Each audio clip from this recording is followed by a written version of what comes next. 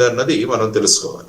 Sir, ఈరోజు కూటమి అంశం చూసుకుంటే ఓకే, జగన్మోహన్ రెడ్డి గారికి ఆ ప్రతిపక్ష హోదా ఇవ్వకపోతే ఆయనకి వెళ్ళరు. సో సభలో ఉన్నది జనసేన 21 ఎమ్మెల్యేలతోటి, అంటే రెండో ప్లేస్లో జనసేన మాత్రమే ఉంది. వాళ్ళు ఏ అంశాల మీద ప్రధానంగా ఇష్యూస్ లేవనెత్తాల్సిన అవసరం ఉంది సార్? అంటే మేము కూటమిలో ఉన్నాం కదా, ప్రభుత్వం మాదే కదా అని కాకుండా జనసేన పాత్ర. ముఖ్యంగా రైతుల గురించి చూసుకుంటే యూరియా సమస్య అన్నది ప్రధానంగా మనం చూసాం. అంటే వీళ్ళు ఏమంటారంటే ఎవరో లైన్లో నిలబడి వాళ్ళు బ్లాక్ మార్కెటింగ్ చేయడానికి ఉన్నారని చెప్పారు. కొంతమంది ఏమంటున్నారంటే ప్రతి బస్తా యూరియా మనకు తగ్గించుకుంటే 800 రూపాయలు ఇన్సెంటివ్ గా ప్రభుత్వం ఇస్తానన్నది కేంద్ర ప్రభుత్వం. దానివల్ల వీళ్ళు డిమాండే తక్కువ చేశారని కొంతమంది మాట్లాడుతున్నారు. సో అసలు విషయాలు ఏంటి, ఇందులో తథ్యాలు ఏంటి అన్నది ముఖ్యంగా ప్రశ్నించాలి. తర్వాత మెడికల్ కాలేజ్ యొక్క ప్రైవేటైజేషన్ గురించి కూడా చాలా చర్చ జరుగుతుంది. ఎందుకంటే మెడికల్ కాలేజీలు కనుక పీపీపీ మోడ్లో ప్రైవేటైజేషన్కి వెళితే పేదగా చదువుకొని మంచి మెరిట్లో ఉన్న విద్యార్థులు ఎవరైతే ఉంటారో వారికి అధిక భారం పడుతుంది.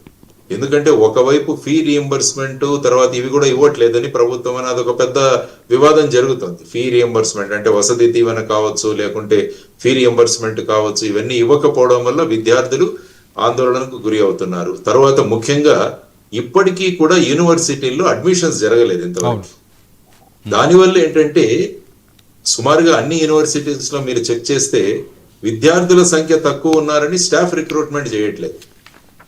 సో మరి అడిగితే మీరు కామన్ ఎంట్రన్స్ అని ఒకటి తీసుకొచ్చారు. ఇప్పుడు ఇంతకుముందు యూనివర్సిటీస్ లో ఎలా ఉండేదంటే ప్రతి యూనివర్సిటీ వాళ్ళ ఎంట్రన్స్ ఎగ్జామినేషన్ పెట్టుకుని విద్యార్థులను అడ్మిషన్ చేసుకునేవాళ్ళు. కానీ ఇప్పుడు కామన్ ఎంట్రన్స్ అని ఒకటి తెచ్చి దానివల్ల వీళ్ళు ముఖ్యంగా విద్యార్థులు తర్వాత స్టాఫ్ మాట్లాడుతున్నది ఏంటంటే ప్రైవేటు యూనివర్సిటీలలో ఎక్కువ మంది విద్యార్థులు జాయిన్ అవ్వాలని, దానివల్ల ఈ ప్రాసెస్ ని పొడిగిస్తున్నారని, ఈ విధంగా ప్రభుత్వ సంస్థలు ఏవైతే ఉన్నాయో యూనివర్సిటీలను వీటిని కూడా త్వరగా పీపీపీ మోడ్ లో వీటిని కూడా ప్రైవేటుకు అప్పజెంపాలని కూడా చాలా మంది మాట్లాడుతున్నారు. సో ఇలాంటి ఇష్యూస్ ఉన్నాయి. ఎందుకంటే ఇవి ముఖ్యంగా విద్యార్థులకు సంబంధించినవి. ఈ సమస్యలను తర్వాత ఇవి ప్రధానంగా నాకు అనిపిస్తున్న సమస్యలు. తర్వాత ఇప్పుడు ఈ ఎక్కువ వర్షపాతం వల్ల కూడా అనేక ప్రాంతాలలో దుస్థితిలో ఉన్నాయి. ఆ తర్వాత రోడ్ల పరిస్థితులు కూడా చాలా మంది వ్యాఖ్యానిస్తున్నారు దాని మీద.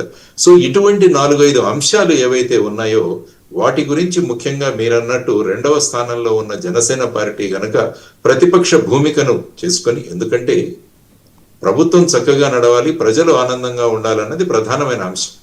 సో అందులో ప్రజల యొక్క ఇక్కట్లు ఏవైతే ఉన్నాయో వాటిని అసెంబ్లీ సాక్షిగా చర్చించాల్సిన అవసరం చాలా ఉంది. కాబట్టి ఆ భూమికను వారు వహిస్తే బాగుంటుంది. ఉన్నారు, కూటమిలో ఉన్నారు, మీరు ప్రభుత్వం